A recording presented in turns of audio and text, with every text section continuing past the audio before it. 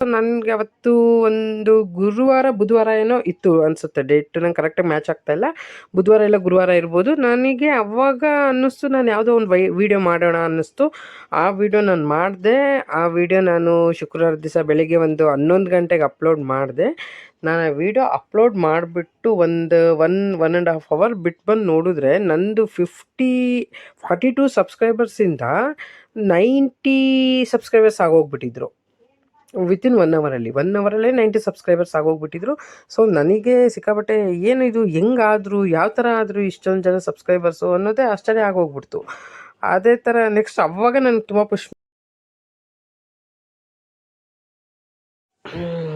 Hi everyone, welcome to my YouTube channel all in one. ಈ ದಿನ ನಾನೊಂದು special video ಜೊತೆ ಬಂದಿದ್ದೀನಿ. ಅದು ಏನು ಅಂತ ನಿಮಗೆ ತಮ್ನೇಲ್ ನೋಡಿದ್ರೇ ಗೊತ್ತಾಗಿರುತ್ತೆ. ಬಟ್ ಸ್ಟಿಲ್ ಆ ವಿಡಿಯೋ ಸ್ಟಾರ್ಟ್ ಮಾಡೋದಕ್ಕೆ ಮುಂಚೆ please like, share, subscribe my channel. ಇವತ್ತು ಈ ವಿಡಿಯೋ ನಾನು ಮಾಡಿರೋ ಉದ್ದೇಶ ಏನು ಅಂತಂದರೆ, ಯೂಟ್ಯೂಬ್ ಚಾನಲ್ ಯಾರ್ಯಾರೆಲ್ಲ ಹೊಸ್ದಾಗಿ ಸ್ಟಾರ್ಟ್ ಮಾಡಬೇಕು ಅಂದ್ಕೊಂಡಿರ್ತಾರೆ ಅವರೆಲ್ಲರಿಗೂ ಅಯ್ಯೋ ನಮ್ಮದು ಸ್ಟಾರ್ಟ್ ಮಾಡಿಬಿಟ್ಟಿರ್ತಾರೆ.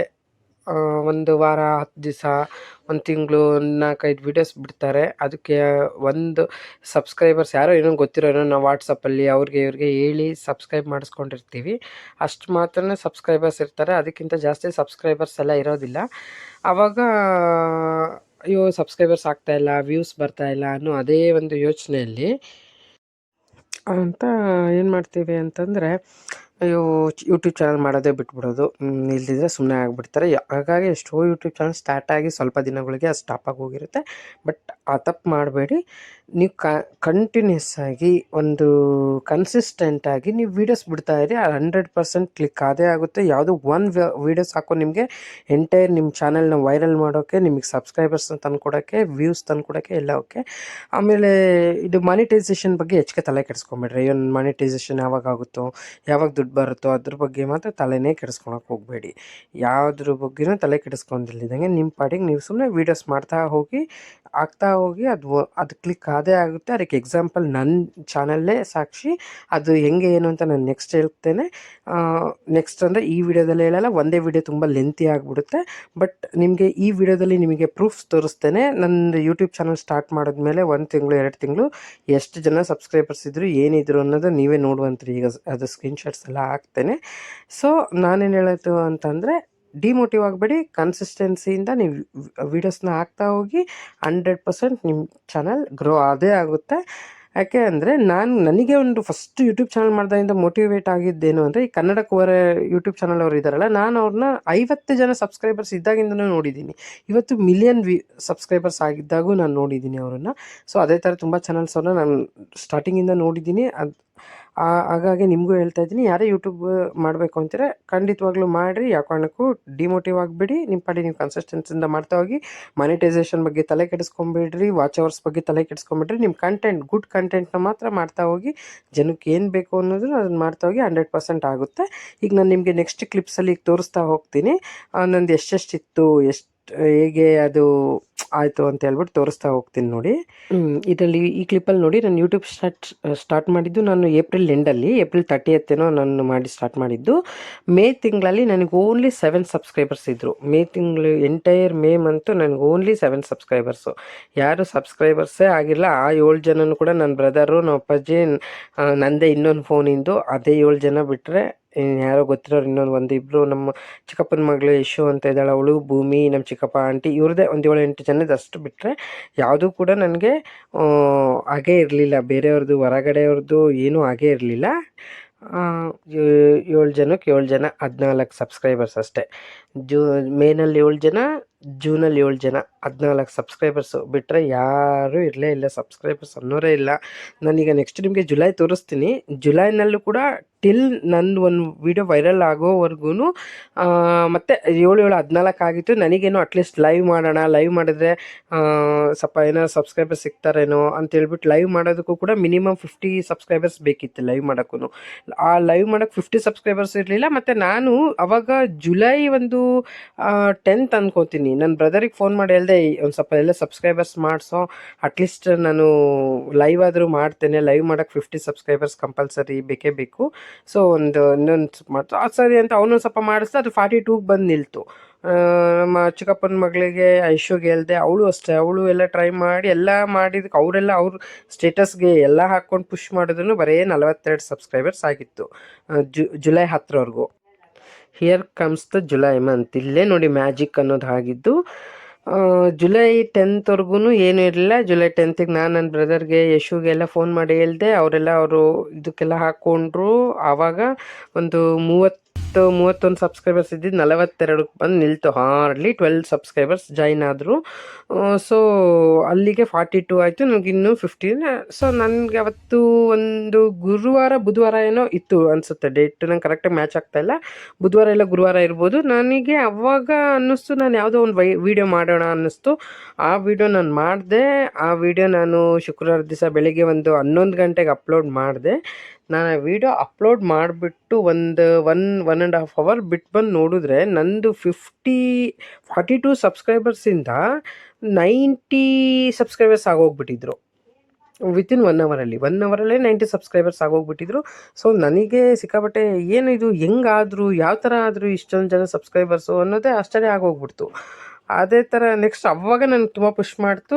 ನಾನು ಮತ್ತೆ ತಿರುಗಿ ದಿವಸ ನೋಡಿದ್ರೆ, ಅಂದರೆ ನಾನು ನೋಡ್ತಾ ಇದ್ದೀನಿ ಯೂಟ್ಯೂಬ್ ಸ್ಟುಡಿಯೋ. ಅಲ್ಲಿವರೆಗೂ ನಾನು ಯೂಟ್ಯೂಬ್ ಸ್ಟುಡಿಯೋನೇ ಓಪನ್ ಮಾಡ್ತಾ ಇರಲಿಲ್ಲ. ಅಲ್ಲಿ ಏನು ಇರಲಿಲ್ಲ ಹೋಗ್ಬಿಟ್ಟು ನೋಡೋ ಅಂಥದ್ದು. ಯೂಟ್ಯೂಬ್ ಸ್ಟುಡಿಯೋದಲ್ಲಿ ಹೋಗ್ಬಿಟ್ಟು ನೋಡಿದ್ರೆ ಸುಮ್ಮನೆ ಮೂವ್ ಆಗ್ತಾನೇ ಇತ್ತು ಸಬ್ಸ್ಕ್ರೈಬರ್ಸು. ಮೂವ್ ಆದರೂ ದ ಫಸ್ಟ್ ಡೇನೇ ನನಗೊಂದು 250 ಆಗೋಗ್ಬಿಟ್ರು. ಶುಕ್ರವಾರ ದಿವಸ ಎಂಡ್ ಮುಗಿಸೋದಕ್ಕೆ ನಾನು ಶನಿವಾರ ಬೆಳಿಗ್ಗೆ ನೋಡಿದ್ರೆ 300 ಸಬ್ಸ್ಕ್ರೈಬರ್ಸ್ ಇದ್ದಾರೆ. ಸೊ ನಂದು ನೆಕ್ಸ್ಟು ಇದನ್ನು ನೋಡಿ, ಸಬ್ಸ್ಕ್ರೈಬರ್ಸ್ ಈ ಒಂದು ಕ್ಲಿಪ್ಪಿಂಗ್ಸಲ್ಲಿ ನೋಡಿ ವ್ಯೂಸ್ ಹಾಕಿದ್ದೀನಿ ನಾನು ಪ್ರೆಸೆಂಟು. ಇದು ಬಂದ್ಬಿಟ್ಟು 1.2 ಲ್ಯಾಕ್ ವ್ಯೂಸ್ ಆಗಿದೆ ಟಿಲ್ 24th ಜುಲೈವರೆಗೂ. ಅಲ್ಲಿ ಪರ್ಸಂಟೇಜ್ ವೈಸಲ್ಲಿ ನೋಡಿ ನಿಮಗೆ 31,99,625% more than previous 25 days. So ನಿಮ್ಗೆ ಅದರಲ್ಲೇ ಗೊತ್ತಾಗುತ್ತೆ ಯಾವ ರೇಂಜಿಗೆ ಇದು ವೈರಲ್ ಆಯಿತು ಅಂತ ಹೇಳ್ಬಿಟ್ಟು. ನಿಮ್ಗೆ ಕೆಳಗಡೆ ಕ್ಲಿಪ್ಪಿಂಗ್ಸ್ ನೋಡಿದ್ರು ಒಂದು ಐಡಿಯಾ ಬಂದಿರುತ್ತೆ ನೆಕ್ಸ್ಟ್ ಹೇಗೆ ಏನಾಯಿತು ಅಂತ ಹೇಳ್ಬಿಟ್ಟು. ಬಟ್ ಸ್ಟಿಲ್ ಅದ್ರ ಬಗ್ಗೆ ನಾನು ಮಾತಾಡ್ತೀನಿ ಇನ್ನೊಂದು ಸರಿ. ನೆಕ್ಸ್ಟ್ ವಿಡಿಯೋ ಅದ್ರ ಬಗ್ಗೆನೇ ಸ್ಪೆಷಲ್ ವೀಡಿಯೋ ಮಾಡಬೇಕು ಅಂದ್ಕೊಂಡಿರೋದ್ರಿಂದ ಈಗೇನು ನಾನೇ ಹೈಡ್ ಮಾಡಬೇಕು ಅನ್ನೋದಿಲ್ಲ, ಬಟ್ ಅದ್ರ ಬಗ್ಗೆನೇ ಸ್ಪೆಷಲ್ ವೀಡಿಯೋ ಮಾಡೋಣ ಅನ್ನೋದು ಒಂದು ಐಡಿಯಾ. ಸೊ ಇದು ನೋಡಿ, ನೆಕ್ಸ್ಟು ಈಗ ಸಬ್ಸ್ಕ್ರೈಬರ್ಸ್ ಜಾಸ್ತಿ ಆಗಿದ್ದು ಆಯಿತು. ವ್ಯೂಸ್ ಕೂಡ ಆಟೋಮೆಟಿಕಲಿ ಹೆಂಗೆ ವ್ಯೂಸ್ ಬರುತ್ತೆ ವೈರಲ್ ಆಗಿಬಿಟ್ರೆ ಅನ್ನೋದನ್ನು ಇಲ್ಲಿ ನೀವು ನೋಡ್ತಾ ಇದ್ದೀರಾ. ವ್ಯೂಸ್ ನಂದು ಅಲ್ಲಿವರೆಗೂ ಎಷ್ಟಿತ್ತು, ಒಂದು 400-500 ವ್ಯೂಸ್ ಇತ್ತು ಅಷ್ಟೇ. ನೆಕ್ಸ್ಟ್ ಈ ಥರ ವ್ಯೂಸ್ ಸ್ಟಾರ್ಟ್ ಆಯಿತು. ನೆಕ್ಸ್ಟ್ ಬಂದ್ಬಿಟ್ಟು ಇದು ಬಂದ್ಬಿಟ್ಟು ಇಂಪ್ರೆಷನ್ಸ್ 20.3 ಲ್ಯಾಕ್ ಇಂಪ್ರೆಷನ್, ಅಂದರೆ ಎಷ್ಟು ಜನಕ್ಕೆ ರೀಚ್ ಆಯಿತು ಅನ್ನೋದು ಬರುತ್ತೆ. ಇದು 63,59,850% ಮೋರ್ ದೆನ್ 28 ಡೇಸ್. ಇದು ಇಂಪ್ರೆಷನ್ ಬಂದ್ಬಿಟ್ಟು 20.3 ಲ್ಯಾಕಿಗೆ ರೈಸ್ ಆಯಿತು. ಅದೇ ಹೇಳಿದ್ನಲ್ಲ, ಒಂದು ವೀಡಿಯೋ ವೈರಲ್ ಆದರೆ ನಿಮ್ಗೆ ಎಲ್ಲ ಕೆಟಗರಿಯಲ್ಲೂ ಆಟೋಮೆಟಿಕ್ಕಾಗಿ ರೈಸ್ ಆಗುತ್ತೆ. ಅಂದರೆ ಸಬ್ಸ್ಕ್ರೈಬರ್ಸ್ ಇರ್ಬೋದು, ವ್ಯೂಸ್ ಇರ್ಬೋದು, ಇಂಪ್ರೆಷನ್ ಇರ್ಬೋದು, ಎಲ್ಲನೂ ಆಟೋಮೆಟಿಕ್ಕಾಗಿ ಜಾಸ್ತಿ ಆಗ್ತಾ ಹೋಗುತ್ತೆ. ನೆಕ್ಸ್ಟ್ ಕ್ಲಿಪ್ ನೋಡೋಣ ಬನ್ನಿ.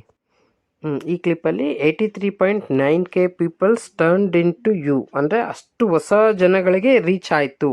ಅವರೆಲ್ಲರೂ ನಂದಕ್ಕೊಂದು ಲೈಕ್ ಆಗಿರ್ಬೋದು, ಕಮೆಂಟ್ ಆಗಿರ್ಬೋದು ಅದೆಲ್ಲ ಕೊಟ್ಟಿದ್ದಾರೆ ಎಂದು ಇಷ್ಟು ಜನಕ್ಕೆ ಅದು ರೀಚ್ ಆಯಿತು.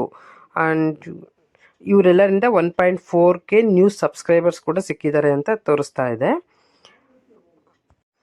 ಇದು ಹೇಗೆ ರೀಚ್ ಆಯಿತು ಅಂತ ಹೇಳ್ಬಿಟ್ಟು ಯೂಟ್ಯೂಬ್ ಹೋಮಿಂದ ಅಪ್ ನೆಕ್ಸ್ಟ್ ಶಾರ್ಟ್ ಫೀಡ್ಸಿಂದ ಇಷ್ಟು ಜನಕ್ಕೆ ರೀಚ್ ಆಗಿದೆ ಅಂತ ಹೇಳ್ಬಿಟ್ಟು ಅಲ್ಲಿ ತೋರಿಸ್ತಾ ಇದೆ.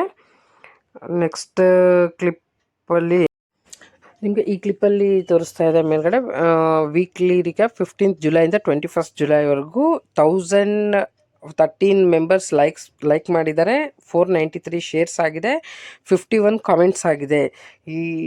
ಈ ಒಂದು ವೀಕಲ್ಲಿ ಇಷ್ಟು ಆಗಿದೆ ಅಂತ ಹೇಳ್ಬಿಟ್ಟು ಈ ಕ್ಲಿಪ್ಪಲ್ಲಿ ತೋರಿಸ್ತಾ ಇದೆ ನಿಮಗೆ. ಆ್ಯಕ್ಚುಲಿ ಇದು ಯೂಟ್ಯೂಬ್ ಸ್ಟುಡಿಯೋದಲ್ಲಿ ಒನ್ಸ್ ನಮ್ಗೆ ಈ ಥರ ಏನಂತಾರೆ ಅವರು ಒಂದು ಇದನ್ನು ರೀಚ್ ಆದ ನಂತರ ಇದನ್ನೆಲ್ಲ ತೋರ್ಸೋಕ್ಕೆ ಸ್ಟಾರ್ಟ್ ಆಗುತ್ತೆ. ಇನಿಷಿಯಲ್ ಆಗಿ ಇವನ್ನೆಲ್ಲ ಏನು ತೋರಿಸ್ತಾ ಇರಲ್ಲ ಯೂಟ್ಯೂಬ್ ಸ್ಟುಡಿಯೋದಲ್ಲಿ. ಒನ್ಸ್ ನಾವು ಅದು ಒಂದು ಕ್ರೈಟೀರಿಯಾ ರೀಚ್ ಆದಮೇಲೆ ಇದನ್ನೆಲ್ಲ ತೋರ್ಸೋಕ್ಕೆ ಸ್ಟಾರ್ಟ್ ಆಗುತ್ತೆ. ಮತ್ತು ಇದೆಲ್ಲ ಎಲ್ಲಿದೆ ಅಂತ ಹುಡ್ಕೋಕೆ ಹೋಗಬೇಡಿ. ಇದೆಲ್ಲ ನಾವು ಅದೊಂದು ಕ್ರೈಟೀರಿಯಾ ರೀಚ್ ಆದಮೇಲೆ ಇದೆಲ್ಲ ಆಪ್ಷನ್ಸ್ನ ತೋರಿಸೋದು ಯೂಟ್ಯೂಬ್ ಸ್ಟುಡಿಯೋದಲ್ಲಿ. ಅಲ್ಲಿವರೆಗೂ ಬೇಸಿಕ್ ಅನಾಲಿಟಿಕ್ಸು, ಕಂಟೆಂಟು, ಡ್ಯಾಶ್ಬೋರ್ಡು ಅದೇ ಇರುತ್ತೆ ಅಷ್ಟೇ ಎಲ್ಲ. ಸೊ ಈ ಕ್ಲಿಪ್ಪಲ್ಲಿ ನಮ್ಗೆ ಇದೆಲ್ಲ ತೋರಿಸ್ತಾ ಇದೆ, ಎಷ್ಟು ಜನಕ್ಕೆ ರೀಚ್ ಆಯಿತು, ಅಂದರೆ ಲೈಕ್ ಇಂಟ್ರ್ಯಾಕ್ಟ್ ಎಷ್ಟು ಜನ ಮಾಡಿದ್ದಾರೆ ಅಂತ ತೋರಿಸ್ತಾ ಇದೆ. ಆಮೇಲೆ ಪ್ಲೀಸ್ ಲೈಕ್ ಶೇರ್ ಸಬ್ಸ್ಕ್ರೈಬ್ ಮಾಡಿ ನನ್ನ ಚಾನಲ್ಗೆ. ಯಾಕೆಂದರೆ ನನಗೆ ನಿಜ ಹೇಳ್ಬೇಕಂದ್ರೆ ಎಷ್ಟೊಂದು ಚೆನ್ನಾಗಿ ಎಡಿಟಿಂಗ್ ಮಾಡೋಕ್ಕಾಗಲಿ ಏನೂ ಬರ್ತಾನೆ ಇರಲಿಲ್ಲ. ಎಲ್ಲನೂ ಕೂಡ ತುಂಬ ಕಷ್ಟಪಟ್ಟು ಕಲಿತು ಎಫರ್ಟ್ ಹಾಕ್ಬಿಟ್ಟು ವೀಡಿಯೋಸ್ ಮಾಡ್ತಾಯಿದ್ದೀನಿ. ಪ್ಲೀಸ್ ಲೈಕ್ ಶೇರ್ ಸಬ್ಸ್ಕ್ರೈಬ್ ಮಾಡಿ. ನಿಮಗೆ ನೆಕ್ಸ್ಟ್ ನಾನು ಯಾವ್ಯಾವ ಟೂಲ್ಸ್ನ ಯೂಸ್ ಮಾಡಿ ವೀಡಿಯೋಸ್ನ ಮಾಡಿದೆ ಅಂತ ಹೇಳ್ಬಿಟ್ಟು ಈಗ ಒಂದು ತೋರಿಸ್ತೀನಿ. ಮತ್ತು ಅದನ್ನು ಡೀಟೇಲಾಗಿ ನೆಕ್ಸ್ಟ್ ಬೇರೆ ಬೇರೆ ವೀಡಿಯೋಸ್ನ ಮಾಡ್ತಾ ಹೋಗ್ತೇನೆ. ಬಟ್ ಈ ವಿಡಿಯೋದಲ್ಲಿ ಜಸ್ಟ್ ಒಂದೆಲ್ಲನೂ ಕೂಡ ಕವರ್ ಮಾಡೋಣ ಅಂತ ಹೇಳ್ಬಿಟ್ಟು ನಾನೀಗ ತೋರಿಸ್ತೇನೆ ನಿಮಗೆ. ಅಂದರೆ ನಾನು ವೀಡಿಯೋಸ್ ಮಾಡೋದಕ್ಕೆ ಯಾವ್ಯಾವ ಟೂಲ್ಸ್ನ ಯೂಸ್ ಮಾಡಿಕೊಂಡು ಈ ವಿಡಿಯೋಸ್ ಮಾಡಿದೆ ಅನ್ನೋದನ್ನು ನಾನು ನಿಮಗೆ ಈಗ ಕ್ಲಿಪ್ಪಿಂಗ್ಸ್ ತೋರಿಸ್ತಾ ಹೋಗ್ತೇನೆ.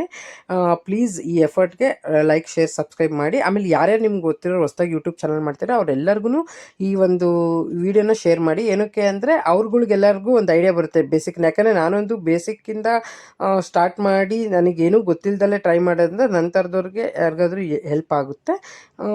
ಮತ್ತು ಅಂದರೆ ಒಂದು ಏನೇನೋ ಕ್ವಶನ್ಸ್ ಉಳ್ಕೊಂಡ್ಬಿಟ್ಟಿರುತ್ತೆ. ಈಗ ಅವ್ರಿಗೆಲ್ಲ ಏನೇನೋ ಕ್ವಶನ್ಸ್ ಉಳ್ಕೊಂಡಿರುತ್ತೆ, ಹೆಂಗೆ ಮಾಡೋದು, ಏನು ಯಾವ ಥರ ಏನೇನು ರೂಲ್ಸ್ ಇರುತ್ತೆ ಅನ್ನೋದೆಲ್ಲ, ಅಯ್ಯೋ ರೀಚ್ ಆಗ್ತಿಲ್ಲ ಅಲ್ಲ ಅನ್ನೋದೆಲ್ಲ ಇರುತ್ತಲ್ಲ, ಆ ಒಂದೆಲ್ಲದಕ್ಕೂ ಒಂದು ಕ್ಲಾರಿಟಿಯಾಗಿ ಈ ವಿಡಿಯೋ ಸಿಗುತ್ತೆ. ಸೊ ಇದನ್ನೆಲ್ಲರಿಗೂ ಶೇರ್ ಮಾಡಿ. ಈಗ ನೆಕ್ಸ್ಟ್ ತೋರಿಸ್ತಾ ಇದ್ದೀನಿ ನೋಡಿ ಈ ಒಂದು ಟೂಲ್ಸು. ಇದು ವಿ ಎನ್ ಆ್ಯಪ್. ನಾನು ಯೂಸ್ ಮಾಡೋದು ವಿ ಎನ್ ಆ್ಯಪನ್ನೇ. ಇದು ಏನು ಎಡಿಟಿಂಗ್ ಎಲ್ಲ ಮಾಡೋದಕ್ಕೆ ತೆಗೆದಿರ್ತಕ್ಕಂಥ ಒಂದು ವಿಡಿಯೋ ಕ್ಲಿಪ್ಸ್ನೆಲ್ಲ ಇದಕ್ಕೆ ಅಥವಾ ಫೋಟೋಸ್ ಏನೇ ಆಗಿರ್ಬೋದು, ಇದು ತುಂಬ ಯೂಸರ್ ಫ್ರೆಂಡ್ಲಿ ಇದೆ. ಯಾರೇ ಇನಿಷಿಯಲ್ ಟೈಮಲ್ಲಿ ವೀಡಿಯೋಸ್ ಮಾಡೋರು ವಿ ಎನ್ ಆ್ಯಪ್ನ ಯೂಸ್ ಮಾಡಿ, ತುಂಬ ಯೂಸ್ ಆಗುತ್ತೆ ನಿಮಗೆ. ತುಂಬ ಈಸಿ ಇದೆ, ಯೂಸರ್ ಫ್ರೆಂಡ್ಲಿ ಇದೆ, ಮತ್ತು ಫ್ರೀ ಆಫ್ ಕಾಸ್ಟ್ ಇದೆ. ತುಂಬ ಈಸಿಯಾಗಿ ಇದನ್ನು ಯೂಸ್ ಮಾಡಿಕೊಂಡು ನೀವು ವೀಡಿಯೋಸ್ನೆಲ್ಲ ಎಡಿಟಿಂಗ್ ಮಾಡ್ಬೋದು. ಇದು ಬಂದುಬಿಟ್ಟು ಆಡಿಯೋ ಲ್ಯಾಬು. ಈ ಆ್ಯಪನ್ನು ಯೂಸ್ ಮಾಡಿಕೊಂಡು ನಾನು ಏನೇನು ವಾಯ್ಸ್ ಮಾಡ್ಯುಲೇಷನ್ ಮಾಡೋದಕ್ಕಾಗಲಿ ಏನೇನು ವಾಯ್ಸನ್ನು ಟ್ರಿಮ್ಮಿಂಗ್ ಮಾಡೋದಕ್ಕೆ ಯೂಸ್ ಮಾಡ್ತೇನೆ. ಇದು ಕೂಡ ತುಂಬ ಚೆನ್ನಾಗಿದೆ. ಇದು ಫ್ರೀ ಆಫ್ ಕಾಸ್ಟ್ ಇದೆ ಮತ್ತು ಯೂಸರ್ ಫ್ರೆಂಡ್ಲಿನೇ ಇದೆ.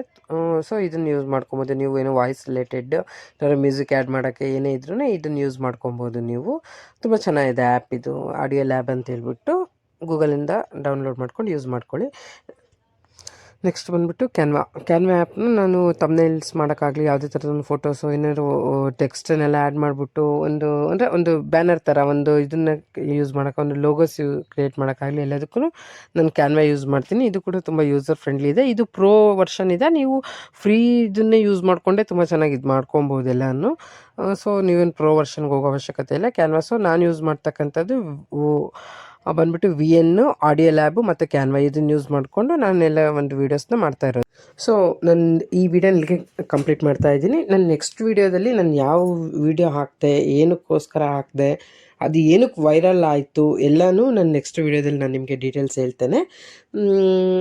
ಇದರಲ್ಲಿರ್ತಕ್ಕಂಥ ನಿಮಗೆ ಇನ್ಫಾರ್ಮೇಷನ್ಸ್ ಏನಾದ್ರು ಇಷ್ಟ ಆಗಿದ್ದರೆ please like share subscribe.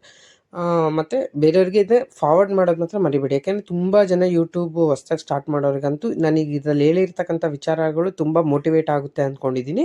So ಇನ್ನೊಂದು ವಿಡಿಯೋ ಇದ್ರ ಡೀಟೇಲಾಗಿ ಇನ್ನೂ ತುಂಬ ವೀಡಿಯೋಸ್ ಮಾಡ್ತೀನಿ ನಾನು. ಯಾವ ಥರ ನನ್ನದು ಇದು ಮಾನಿಟೈಸೇಷನ್ ಆಯಿತು, ಮಾನಿಟೈಸೇಷನ್ ಆಗೋದಕ್ಕೆ ಏನೇನು ಇದು ಕೇಳಿದೆ, ಯಾವ್ದು ಸ್ಟೆಪ್ ಬೈ ಸ್ಟೆಪ್ ಎಲ್ಲನೂ ನಾನು ನಿಮಗೆ ವಿತ್ ಸ್ಕ್ರೀನ್ಶಾಟ್ನೊಂದಿಗೆ ಹಾಕ್ತೇನೆ videos. So till then take care, bye bye, thank you.